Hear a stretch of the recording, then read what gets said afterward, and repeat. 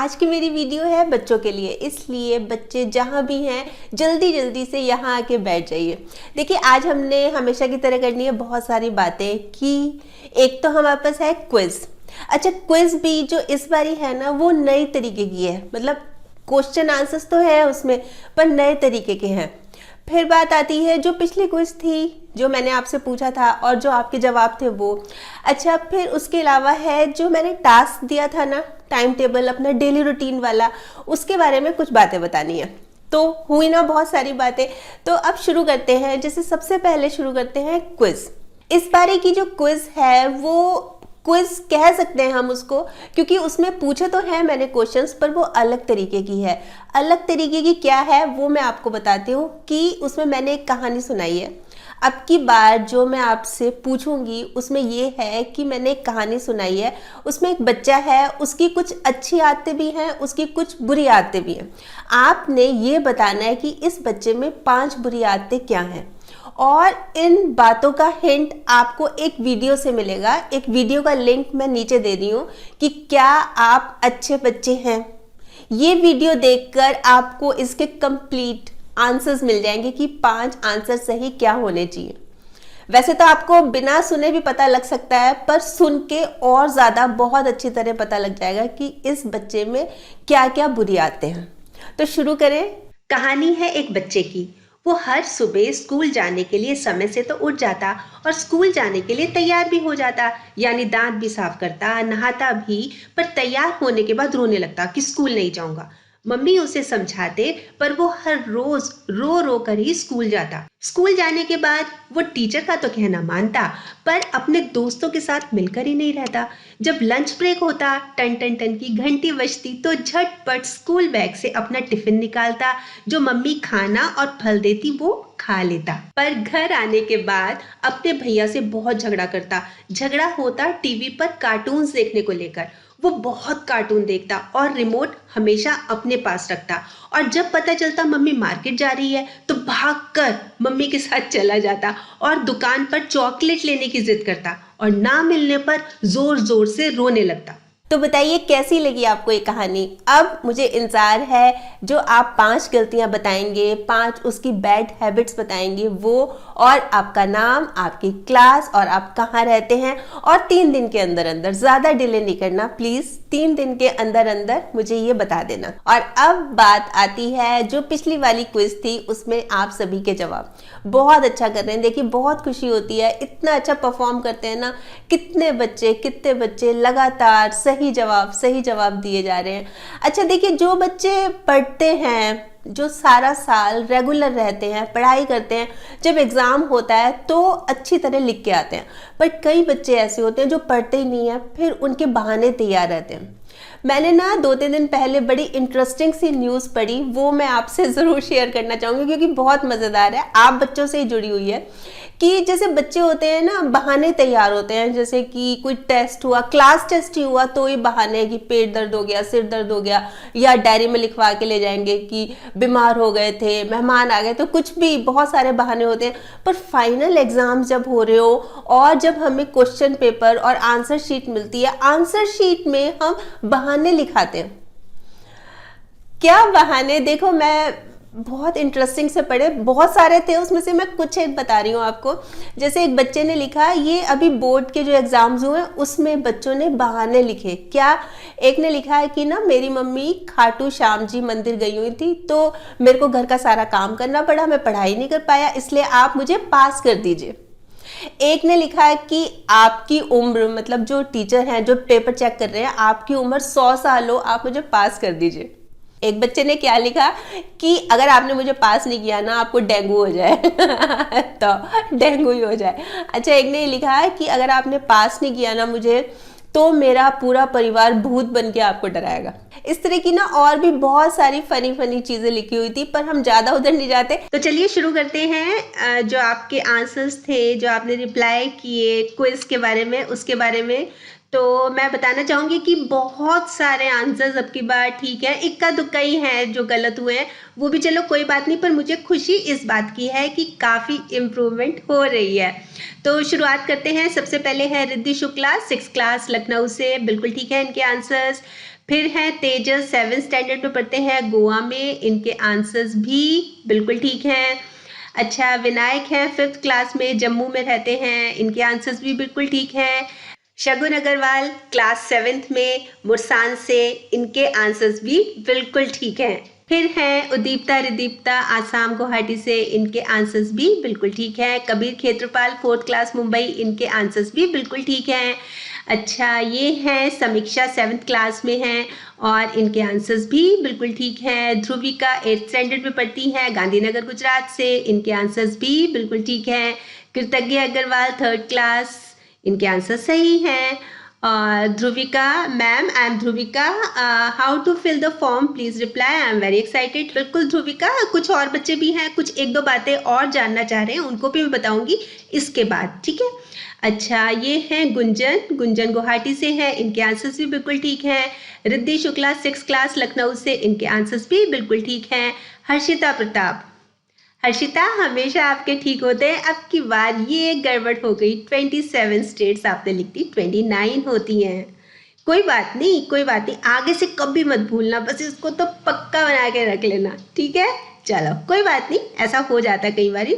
रिद्धि, रिद्धि मुरादाबाद से है, रिद्धि जैन, बिल्कुल ठीक है आपके आंसर्स। और तन्वी दिल्ली से है, 8th स्टैंडर्ड में है, आपके आंसर्स भी बिल्कुल ठीक हैं। और ये है स्निग्धा रॉय, 8th क्लास में पढ़ती हैं, धनबाद से हैं, इनके आंसर्स भी बिल्कुल ठीक हैं। और ये है सूर्यांशी सिंह 7th क्लास अयोध्या से, इनके आंसर्स भी बिल्कुल ठीक हैं। और ये है पारस चोपड़ा और इनके आंसर्स भी बिल्कुल ठीक हैं। रूबी की तरफ से उनकी 2 बिटियां हैं, Saumya Shreya 3rd class 1st class, इनके आंसर्स भी बिल्कुल ठीक हैं। फिर हैं अनुष्का शर्मा 8th स्टैंडर्ड में पढ़ती हैं, कोलकाता से, इनके आंसर्स भी बिल्कुल ठीक हैं। ये हैं रूबी 5th क्लास में पढ़ती हैं, दिल्ली से हैं, इनके भी बिल्कुल ठीक हैं। तो देखिए, उसके अलावा और बहुत सारे हैं आंसर्स, क्वेश्चन आंसर्स, बातें पूछी हैं, जनरल बातें हैं, पर आप सभी का बहुत बहुत धन्यवाद, आपने क्विज में पार्टिसिपेट किया, जवाब दिए। और देखिए, थोड़ी बहुत गलत हो जाता है, कोई बात नहीं, हमें सीखने को तो मिल रहा है ना, है ना। आप सबको बहुत बहुत बधाई। मुझे उम्मीद है कि जो आगे भी इस तरह से मैं क्वेश्चन आंसर्स पूछती रहूँगी या जो क्विज पूछती रहूँगी, उसमें ऐसे ही आप बढ़ चढ़कर पार्टिसिपेट करेंगे, है ना। अच्छा, अब बात करते हैं, जो आपको याद होगा लास्ट वीक मैंने टास्क दिया था डेली रूटीन वाला, कि जिसमें आपने अपना टाइम टेबल बनाना है, डेली रूटीन सेट करनी है। उसमें कुछ बच्चों को कुछ कन्फ्यूज़न है, उसी के बारे में अब मैं आपको बता रही हूँ। तो देखिए, ये है डेली रूटीन वर्कशीट, जो आपको याद होगा आपका टास्क है, जो 1 महीना लगकर आपने करना है। तो मैं आपको थोड़ा सा हिंट दे रही हूँ, जैसे कुछ बच्चों की कुछ क्वेश्चंस थे वो जानना चाह रहे थे उस बारे में, तो ये मैं आपको बताती हूँ। जैसे स्टार्टिंग में ऊपर लिखा है डेट, मान लीजिए ये 10 तारीख से शुरू किया गया है, तो जो सबसे इंपॉर्टेंट बात यह है कि हमने 1 महीने का पीरियड इसको लेके चलना है, 1 महीने कॉन्टिन्यूस इस पे काम करना है। जैसे हमने यहाँ पर लिख दिया वेकअप, जैसे आप देख रहे हैं ना, वेकअप लिखा हुआ है, तो 6 AM टाइम लिखा हुआ है, और क्योंकि 10 तारीख से शुरू हुआ है ना, ऊपर देखिए 10 तारीख लिखा हुआ है, और ये 9 तारीख तक चलेगा, मतलब यहाँ तक खत्म होगा। 1 महीने का सर्कल हमारा पूरा होना चाहिए। तो इसमें क्या किया कि जैसे जो पेरेंट्स हैं, उन्होंने जैसे 10 तारीख को अगर मोनिका सही समय पर उठी तो उसको टिक कर दिया, 11 तारीख को अगर मोनिका सही समय पर उठी तो उसको टिक कर दिया। अब ये देखिए कि सब पे टिक है, पर इसमें ये क्रॉस कहाँ पे आ गया, स्टडी टाइम में। स्टडी टाइम में मोनिका ने कर दी गड़बड़, तो कोई बात नहीं, पर नेक्स्ट डे देखो बिल्कुल ठीक था, उससे नेक्स्ट डे बिल्कुल ठीक है, और प्ले टाइम में भी गड़बड़ कर दी। तो ये तो होता ही है। देखिए, ये ब्रश नहीं किया मोनिका ने, तो ये छोटी मोटी चीजें होती हैं। इस बहाने हम ना ये देखेंगे कि ज्यादा टिक मार्क्स किस में है, इसका मतलब ये है कि हम में इम्प्रूवमेंट हो रही है, बस इतना ही है। और कुछ बच्चों ने मुझसे ये भी पूछा था कि क्या संडे को भी हमारी यही डेली रूटीन रहेगी। तो देखिए, संडे को आप थोड़ा सा रिलैक्स कर सकते हैं, पर एक चीज़ है कि एक तो आपने जो स्टडी टाइम है उस पर ध्यान देना है, उस पर ध्यान, मतलब खेलो तो सही, खेलना तो संडे तो छुट्टी होती है, खेलना तो है ही, पर स्टडी टाइम को प्लीज़ स्टडी टाइम ज़रूर रखना। और इसके अलावा जो डिनर टाइम है और जो ब्रश टाइम है, गुड नाइट टाइम है, ये भी ज़रूरी है, क्योंकि संडे के बाद आता है मंडे, है ना। और मंडे को करना होता है फिर वही काम, वही शुरू हो जाएगी हमारी डेली रूटीन। इसलिए बेशक बेशक बेशक आप सुबह लेट उठ जाओ, पर रात को टाइम से सोना है, डिनर टाइम से करना है और सोने से पहले ब्रश जरूर करना है।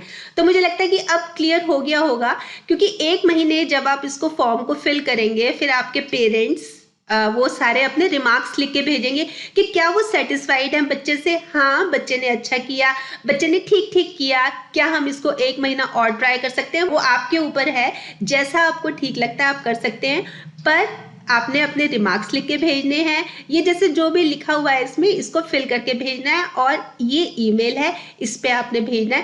पर जो बच्चों के फॉर्म पूरा भरा होगा, ऐसे नहीं है कि जैसे 10 दिन का फॉर्म ही नहीं फिलअप है, उसका कोई फायदा नहीं है, वो फिर इनकम्प्लीट माना जाएगा। ठीक है ना। कोशिश ये करनी है, और मुझे पता है चीटिंग तो आप करेंगे नहीं, और करेंगे तो उसमें किसका नुकसान है, बस ये सोच के चलिएगा। तो अगर फिर भी आपको कोई और कंफ्यूजन लग रही है तो आप बिल्कुल पूछ सकते हैं, मैं बताने के लिए हमेशा तैयार बैठी हूँ। ठीक है, मुझे लगता है कि अब आपको क्लियर हो गया होगा। और वैसे ना बहुत अच्छी बात है कि आप पूछते हैं कि ये चीज़ कैसे होगी, ये चीज़ कैसे होगी। देखिए, पूछना बहुत अच्छा होता है। जैसे मान लीजिए आप क्लास में हैं, मैम कुछ पढ़ा रहे हैं, आपको समझ नहीं आया, तो आप खड़े होकर पूछिए कि इसका क्या मतलब है। कई बार हम ना बैठे रह जाते हैं कि अच्छा हमें समझ नहीं आया, दूसरे बच्चे क्या सोचेंगे कि इसको इतना नहीं समझ आया। कोई बात नहीं, उनको सोचने दीजिए, आप पूछिए।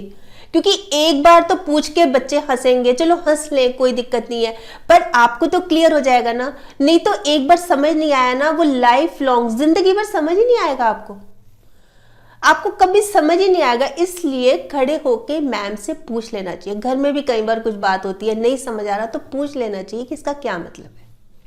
पूछना बहुत अच्छी बात है। देखिए, अब जिन बच्चों ने पूछ लिया उनको क्लियर हो गए ना सारे डाउट्स कि भाई अच्छा ये इस तरह से करना है, इस तरह से करना है। नहीं तो वो क्या करते, हो सकता है वो पार्टिसिपेट करते हैं पर क्वालिफाई नहीं हो पाते, मतलब वो कर ही नहीं पाते प्रॉपर। इसलिए कभी भी मतलब शर्म नहीं करनी चाहिए, पूछने में पूछ लेना चाहिए। तो देखिए, हो गई बहुत सारी बातें, अब आ गया जाने का टाइम। पर जाते जाते मैं 2 ज़रूरी बातें आपसे ज़रूर करना चाहूँगी। पहली तो ये कि अगले वीक एक बहुत इंटरेस्टिंग सा टास्क लेके आऊँगी। जैसे एक पहले चल रहा है डेली रूटीन वाला, वो तो आपने करना ही है ना। 1 महीने का टास्क है, वो आपने करना ही है। ये वाला जो नेक्स्ट वीक लेके आऊँगी बहुत इंटरेस्टिंग है, इसको भी आप कीजिएगा, बहुत मज़ा आएगा। अच्छा, और इसी के साथ साथ दूसरी बहुत ज़्यादा ज़रूरी बात कि अपने मम्मी पापा का कहना मानना है। भैया दीदी हो, मम्मी पापा हो, रिस्पेक्ट से, आराम से, प्यार से बात करनी है, नाराज़ नहीं होना। और कभी कभी घर पर छोटे मोटे कामों में उनकी हेल्प भी करानी है। मतलब हमें आराम से भी बात करनी है, छोटे मोटे कामों में उनकी हेल्प भी कराएंगे ना, पक्का। ठीक है, चलो फिर नेक्स्ट वीक मिलते हैं, बाय।